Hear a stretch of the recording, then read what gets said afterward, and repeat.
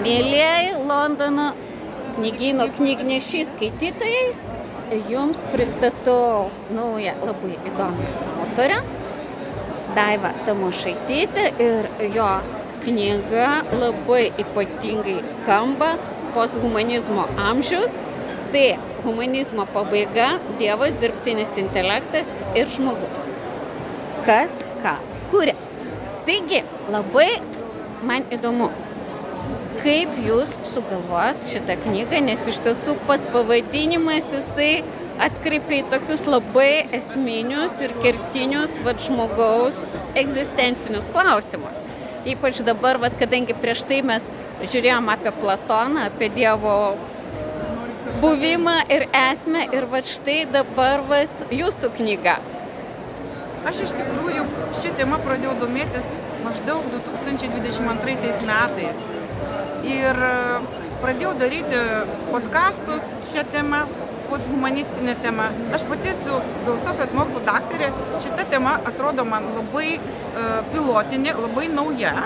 Ir man tiesiog kilo mintis, kad reikėtų žmonės supažindinti su šią tematiką apie internetą, kibernetiką, dirbtinį intelektą, kaip jis keičia mūsų gyvenimą, supažindinti platesnės žmonių mases. Ne tokia ypatingai specialia kalba, o daugiau mokslo populiarinimo kalba.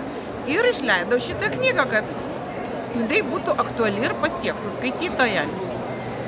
Kas jums pačiai buvo tokia netikėta, nes dažnai tas ir yra smagumas moksliniuose tyrimuose, kad tiesiog tu darai tyrimą dėl kažko tai kito, kaip ir dėl visko, ir staiga pats atrandi kažkokį tokį savo dalyką, kurio, tarkim, tu pradžioje net nebuvai išsikėlęs. Ar buvo tokio, taip sakant, wow momentas, kur staiga sakot, čia tai bent. Man iš tikrųjų šita tema nepaprastai yra įdomi, aktuali ir labai prasminga. Ir pats svarbiausias turbūt bruožas ir ypatybė šių tyrimų, kaip jūs sakote, tai yra tai, kad ir nepaprastai greitai viskas kinta. Kiekvieną dieną, kas mėnesį atsiranda vis daugiau naujos informacijos. Technologijos tobulėja ne dienom, o valandom. Nepaprastai daug įdomios informacijos kiekvieną dieną. Tai aš šioje knygoje pateikiu nemažai ir tokių praktinių duomenų, faktinių, kurie turėtų žmogų priversti susimastyti, ar tikrai mums tai reikalinga, o kur mes nueisime toliau tokiais tempais žengdami, tobulėdami to technologijoje. Knygoje paliečiama daug klausimų, bet ypač iš kultūros pusės, iš kultūrinės tokios pusės. Bet kiek tas žmogus iš to, kaip jūs sakot, Platono, nuo tų klasikinių laikų, kada viskas regisi, klostėsi labai lėtai, labai gražiai, tas žmogus, tos visuomenės keitėsi lėtai. Tai kas iš to gali išlikti mūsų beprotiškai greitai skrienčiame laike? Labai, labai, labai įdomu ir gal tiesiog pabandyti pavartyti nuo turinio, kas štai labai gražiai išleista knyga, tokia visa. Ir tiesiog gal atverskite, kur yra. Štai pasižiūrėkit. Ir turinys, ir kas tokio būtų įdomus, nes aš čia tiek ateina ir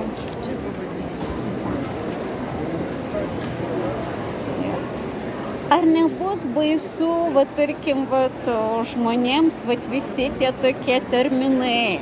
Tai aš iš tikrųjų stengiuosi priartinti, nedaryti tokį sudėtingą tekstą, bet vis tiek tai, neišvengiamai tie terminai, savokos, jie turi būti vartojami. Ar tos datos. Bet svarbiausia, kad kai žmogus skaitys, jam įstriks ir tos pavardės, ir kažkokie faktai. Tai yra naudinga. Iš dalies galima laikyti ir vadovėlių, tarkim, jaunimui, kuris norėtų nuo ABC susipažinti, kas sugalvojo tą terminą posthumanizmas, kaip atsirado. Tokie kertiniai dalykai, jie vis tiek išlieka, netgi jeigu atrodo, kad tai gal ir sunkesnė kalba, galbūt reikia ir žodyną pasiimti tarptautinį. Bet tame ir įdomumas visas galų gale mes. Švietiškas siekis, man atrodo, buvo žmogų lavinti. Iš kitos pusės visada galima įsijungti ChatGPT ir paklausti, kas tai yra. Ir čia taip pat bus apie tuos ChatGPT irgi kitą medalio pusę. Kitaip sakant, reikia nebijoti skaitytojui į tokį iššūkį priimti, pasižiūrėti ir vieną pusę, ir kitą monetą pavartyti iš dviejų pusių. Tai kitaip sakant, knyga nėra propagandinė, ji yra analitinė. Taip. Va tai aš galvoju, kad tai ir yra pats tas įdomumas, kad ne tai, kad gerai tai ar blogai, tiesiog ateitis jinai ateina bet kurio atveju į mūsų gyvenimą ir mokėti ją priimti. Labai dėkoju ir ką tada skaitysim knygą. Geras skaitimas.